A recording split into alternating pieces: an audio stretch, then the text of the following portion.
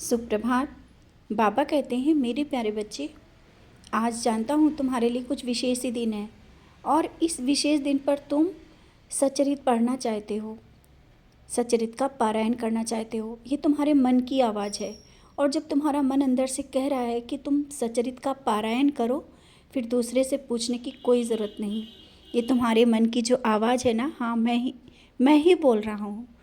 तुम्हें जो अंदर से लग रहा है कि तुम्हें पारायण करना चाहिए, सच्चरित्र पढ़ना चाहिए और पूर्ण अध्याय करने के बाद, सच्चरित्र पढ़ने के बाद तुम्हें जो आत्म शांति प्राप्त होगी ना, वो शायद तुम समझ जाओगे कि हाँ, मैंने ही कहा था। किस कार्य के लिए कर रहे हो ये तुम जानते हो, लेकिन मैं समझता हूँ तुम निस्वार्थ भाव से करना चाहते हो। तुम सच्चरित्र हाथ में ले करके पढ़ना चाहते हो मन से। अवश्य पढ़ो।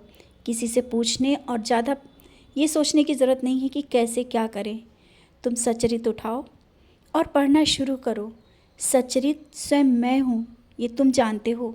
मेरी धड़कनें हैं उसमें, महसूस करो। सच्चरित्र को पकड़ो और धीरे धीरे पढ़ो। आवश्यक नहीं कि बहुत जल्दी पूर्ण कर देना है। एक दिन में पूरा अध्याय नहीं कर पाते हो, पूरा नहीं हो रहा है तो परेशान मत हो, धीरे धीरे पढ़ो, समझो। सच्चरित्र पढ़ते पढ़ते तुम्हारे अंदर में जो बदलाव महसूस होगा इन 7 दिनों में, शायद तुम महसूस करोगे और बहुत कुछ समझोगे। अभी तक तुमने कई बार पारायण किया, एक बार नहीं कई बार पारायण किया, लेकिन जल्दी जल्दी किया। ज़रा आराम से पढ़ा करो, इतनी जल्दी नहीं। आवश्यक नहीं कि तुम्हें अध्याय पूर्ण करने हैं, बस अध्याय नहीं, तुम सच्चरित्र को अपने अंदर उतार रहे हो, ये याद रखना। समझ गए हो ना? पारायण अवश्य करो और पारायण तुम्हारा जो कर रहे हो ना, सफल होगा। ये मत सोचो कि ये महीने में करना चाहिए नहीं, अभी करना चाहिए कि नहीं। समय निकलने से पहले चीज़ों को पकड़ना बहुत ज़रूरी है। अब तुम मेरी बात को समझ गए हो ना? समय को व्यर्थ मत करो, पारायण अवश्य करो। सोचो मत कि कैसे करना है, और मैं तुम्हारे साथ हूँ। पूर्ण आशीर्वाद होगा, ये पारायण तुम्हारा सफल होगा। और पारायण तो तुमने कई बार भी किए हैं, लेकिन ये पारायण तुम्हारे लिए कुछ विशेष लेकर के आ रहा है।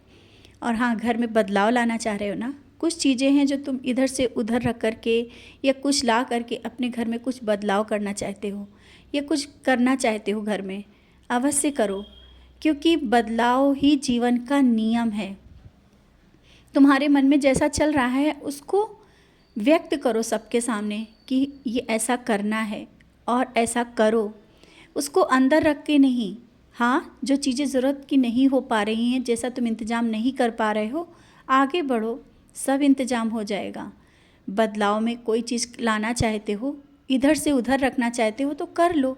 सोचने की ज़रूरत क्या है कि ये इधर से रखें या ना रखें, ये काम करें ना करें। करने से पहले तुम सोचते बहुत हो। तो मैं कहता हूँ ना, जो तुम्हारी सोच उठती है, जो सोच आती है, ये कहाँ से आती है? तुम्हारे हृदय से आती है, और तुम्हारे हृदय में मैं बैठा हूँ। तो जो तुम करते हो ना, वो तुम्हारे लिए सही है और बहुत अच्छा है। और अभी तुमने मंदिर को भी बहुत सजा के रखा है, मुझे अच्छा लगता है। इससे पहले तुम्हारा मंदिर की तरफ ध्यान ही नहीं जाता था, लेकिन अब तो तुम मंदिर को सजाने और संवारने में भी लगे रहते हो। तुम्हें मंदिर सजाना और वहाँ बैठना बहुत अच्छा लगता है। मुझे भी बहुत अच्छा लग रहा है। तुमने बहुत अच्छे से सजाया हुआ है मंदिर। जिस तरह से तुमने मंदिर सजाया हुआ है ना, उस तरह से तुम्हारा जीवन भी सजा और संवर रहा है। क्योंकि कुछ चीज़ें ऐसी होती हैं शायद तुम नहीं समझ पाते हो। मैं कहता हूँ ना, तुम मुझे सजाओ, मैं तुम्हें संवार रहा हूँ। सच है, तुम जिस तरह से मुझे देखते रहते हो ना, उससे ज़्यादा मैं तुम्हें देखता हूँ। मैं भी तुम्हें देखकर खुश होता हूँ, क्योंकि तुम्हारे चेहरे की मुस्कुराहट मेरे लिए बहुत अमूल्य है। तुम्हारा साफ हृदय और सबके लिए अच्छा सोचना मुझे बहुत पसंद आता है। भले ही तुम मंदिर आ पाओ या ना आ पाओ, मैं तुम्हारे पास चल के आ जाता हूँ। तुम्हारे भाव मुझे खींच लाते हैं। आज भी आवश्यक नहीं कि तुम मंदिर भाग करके आओ, सब काम छोड़ करके आओ। जब समय मिले तब आ जाया करो, लेकिन मुझे तो आना है, मैं तो तुम्हारे घर में हूँ। और जो तुम मंदिर आके करना चाहते थे, वो अपने घर में करके देखो।